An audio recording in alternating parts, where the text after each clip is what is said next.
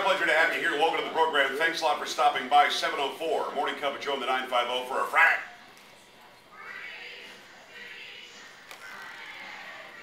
Ah, freedom. Uh-huh. Say what? Bring it down.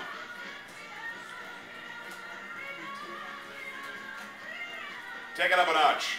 The name of the song is Think. Aretha Franklin, featured in the Blues Brothers. Free Speech Friday, whatever's on your mind, 713-212-5950. It's fair game. If I know something about it, we'll talk about it. If I don't, I'll thank you and we'll move on. I want to welcome Representative Kevin Brady. Kevin Brady, of course, District 8 Congressman from right here in our area, Republican from the Woodlands. How are you, Kevin? Hey, good, Joe. Thanks for having me. You got a full belly? You okay? Yeah, so this is a great deal. Breakfast. I like this. I like this because people can be interactive. So far, they're kind of being shy, and they're being quiet. By 10 o'clock, they'll be screaming at me.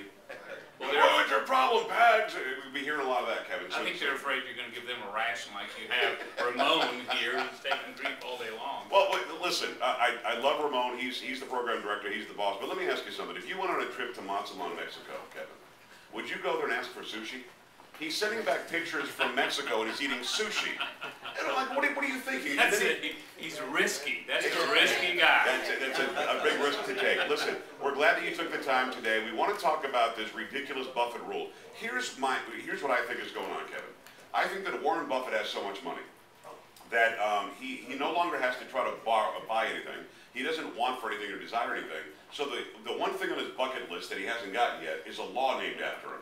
I think that's what's going on. He can't really believe that we believe that he's paying less in taxes than his secretary is. And the whole idea to raise taxes on people in the economy sucks. Doesn't make any sense, does it? It makes no sense. I would be embarrassed to have something like that named after me.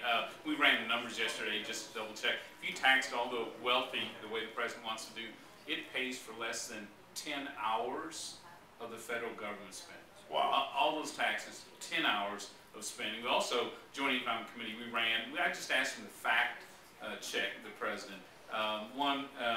President always says, look, the wealthy, they don't pay taxes like we do. They have all that investment income.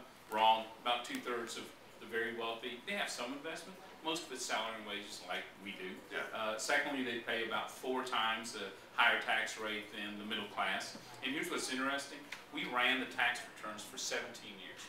And what we found was really interesting. Those top 400 wage earners in America, they're always changing. There were only 4 who actually stayed in the top 400 for 17 years. Guess what?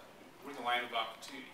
If you start a computer company in your garage, you have an idea on the back of a napkin. In America, you actually have the freedom to actually become one of the wealthy taxpayers in America. That's exactly what the president's trying to tax, that type of success. What's interesting, and it's Congressman Kevin Brady, what's interesting is now you've got the Labor Secretary, Hilda Solis. She says that the rich people want to pay more. Now, I might be on crack. I don't know if you're going to look at it, that could be going on. But if the rich people wanted to pay more, what's stopping them? If they want to write a check, if you're this left-wing liberal dork who's got $40,000 to spend on a plate of food to go hang out with the president for 10 minutes, why can't you write a check to T. Geithner, IRS, Washington, D.C., and be done with it? By law today, they absolutely can. There's actually a way that anyone can send extra dollars directly to the Treasury. Not that it goes to the deficit, it just goes to bigger government, as you'd imagine. Of yeah, course. nothing's stopping them. It wouldn't help create a job. It wouldn't help fix the economy. It wouldn't help anything that we see in this downturn. But it'll make them feel better. And what the heck? And by the way, let me just ask you another crazy question, because again, you give me the look. If Warren Buffett paid himself a salary of $1 million every 2 weeks, what would his tax rate be?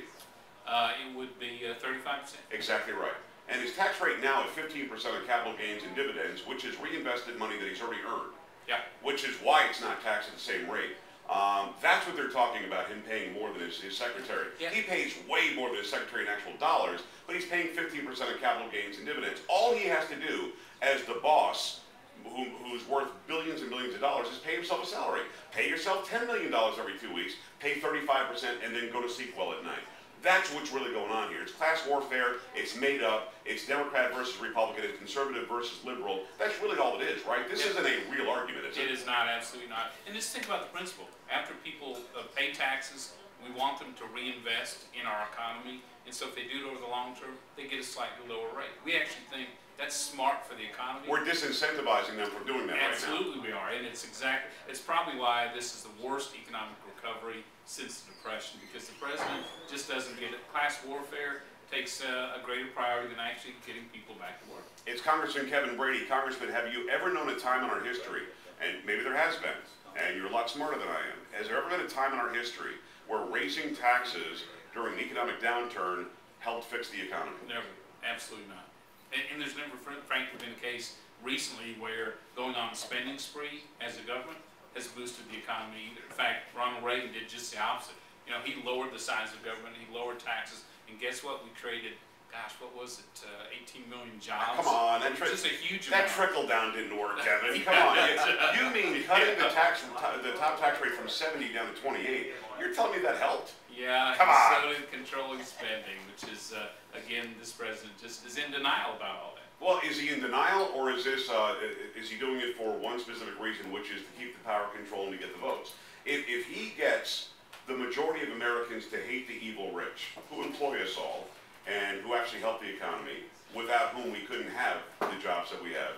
But if he wins the argument that the evil rich somehow are bad, and the poor people, the middle class people are good, it's really all about votes, right? He's not dumb, but he knows that what he's saying isn't true. But if he can get people to believe it, isn't that the end game to keep the power? Well, it is, and at the end of the day, the truth is this president is desperate not to run on his own record, on the deficit, on the economy. He's holding out a shiny object to the side, whether it's Bush or big oil or the wealthy, and say, here, look at this, don't look at me. But at the end of the day, I think the voters are smarter than that, at least certainly I hope so, come November 6th. Buffett rule is going to pass the Senate. It's going to fail in the House, right? Absolutely. It absolutely will go nowhere.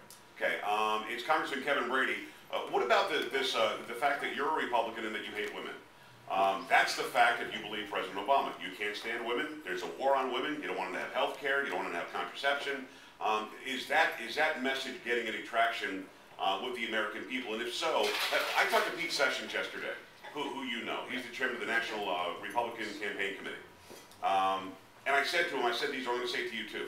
You guys haven't done a very good job. You've done a bad job. The message is being controlled by the friends of Obama, the foo that I call them. And you really can't change it. You can't make MSNBC like you or Republicans. But the Democrats, for some reason, seem to be owning the message. Mitt Romney clearly does have an issue when it comes to women voters, if you believe the polls. How do you fix that? You guys don't hate women. Do you hate women? No. Do you not want them to have access to contraception? Absolutely not. Well, then how is that message permeated? Well, it shouldn't be. I tell you what, they have been effective, in this war on women. And, I think it's because, again, the president can't win without, again, another shiny object somewhere else. But the truth of the matter is, at the end of the day, I think the president's actually waged the biggest war on women. Those who lost their jobs, predominantly women, wages have actually been going down. Moms at home have to balance the budget. Food prices have gone up. Energy prices have doubled. There's less security than ever. Actually, the working mom and the stay-at-home mom, frankly, they can't take 4 more years of President Obama. And we've got to get, you're right, we've got to get much better. Can we learn something though, Kevin? Can we learn something from the way he does it?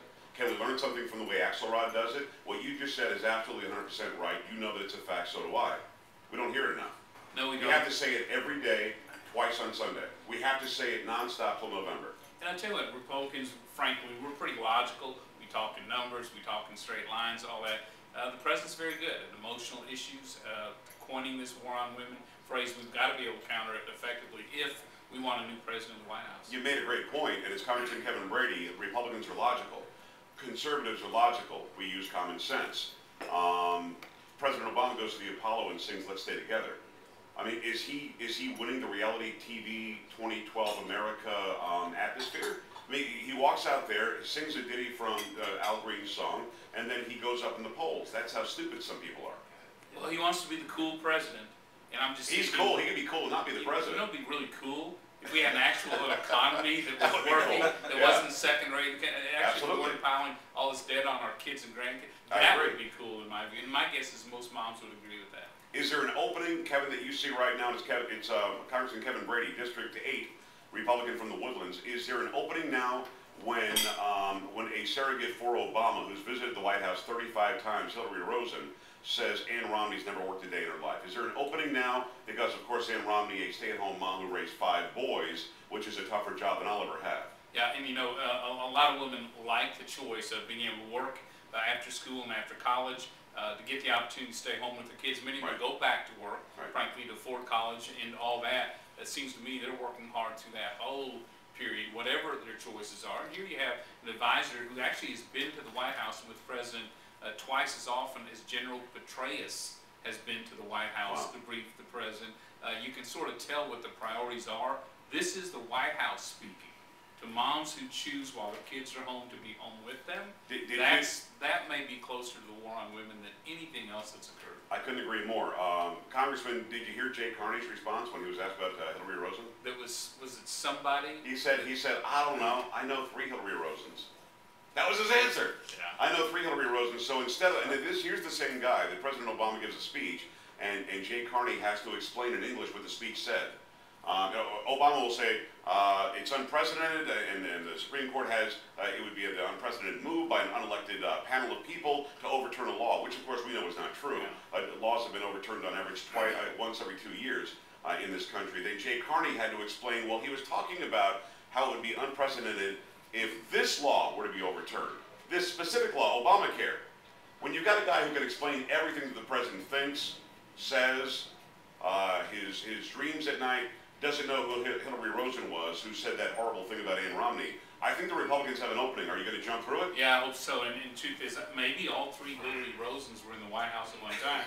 Maybe we have a chance to sort of distinguish which one it is. But the truth of the matter is, look, we want women not only to have a choice, we want them to have some opportunity. Absolutely. The economy and everywhere else. That's the difference between us and this president. Having you here live is awesome. Thank you very much, Kevin. Congressman Kevin Brady, District 8 Republican from right here in the Woodlands. Going to take a quick break, and when we come back, your thoughts on that conversation, your thoughts on my interview with Congressman Ron Paul, your thoughts on one of the Hillary Rosens saying that Mitt Romney's wife has never worked a day in her life. 713-212-5950, 713-212-5950. It is your morning cup of Joe. Anything in your mind is going to be fair game. Keep it here. We're back after this.